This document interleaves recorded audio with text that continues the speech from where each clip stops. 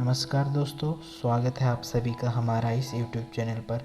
दोस्तों आज हम बात करेंगे IQ के बारे में। IQ क्या है, इसे कैसे कैलकुलेट किया जाता है, किसी भी इंसान का IQ कैसे कैलकुलेट किया जाता है, इस वीडियो पर हम बात करेंगे।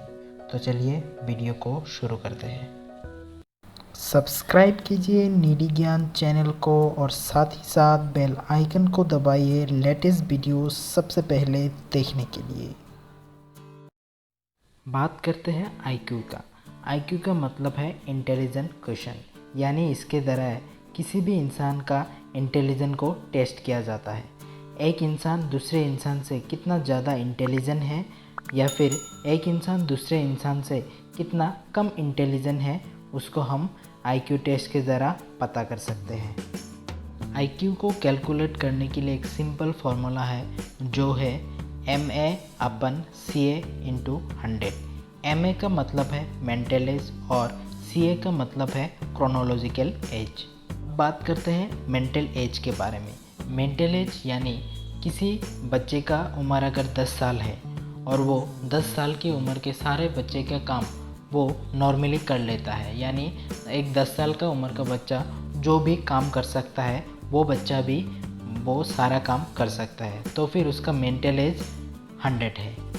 मेंटल एज का मतलब वो मेंटली कितना एक्टिव है या फिर मेंटली वो कितना डीएक्टिव है। और क्रोनोलॉजिकल एज का मतलब है उस बच्चे का ओरिजिनल एज क्या है, उस बच्चे का वास्तविक एज क्या है, मतलब उस बच्चे का जन्म से अब तक कितना एज हुआ है, उसे हम क्रोनोलॉजिकल एज कहते हैं। चलिए दोस्तों, मैं आप लोगों को एक उदाहरण की तरफ से बताता हूँ कि आप किसी भी इंसान का IQ कैसे टेस्ट कर सकते हैं। एक उदाहरण की तरफ से हम एक बच्चे को लेते हैं जिसका नॉर्मल एज है 10 साल और उसका मेंटल एज है 8 साल। इसका मतलब वो 10 साल की उम्र से मतलब कुछ काम नहीं कर पाता, इसके लिए उसका मेंटल एज 8 है और उसका क्रोनोलॉजिकल एज 10 है। उसे हम 100 से मल्टीप्लाई कर देते हैं।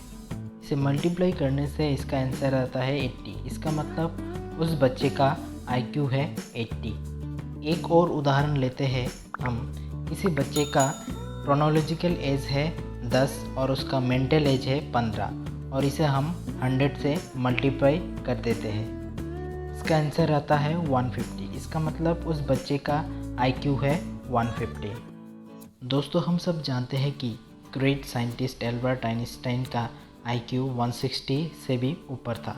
इसका मतलब एल्बर्ट आइंस्टाइन सुपर इंटेलिजेंट की कैटेगरी में आते थे।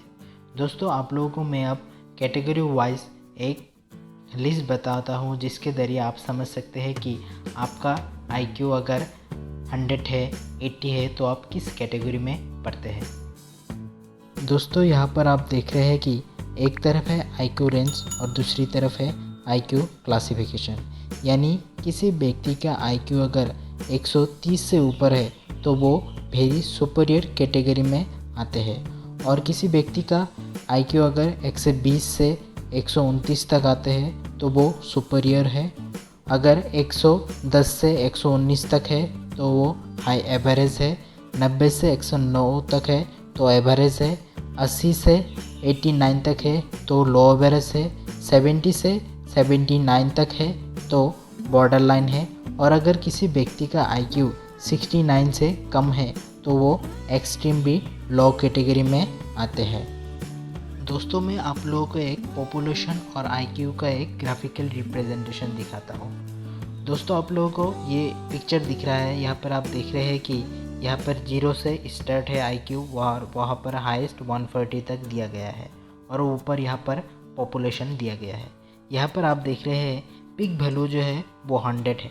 इसका मतलब हम लोगों की दुनिया में नॉर्मल इंसान जो जिसका IQ 100 हो वो सबसे ज़्यादा है।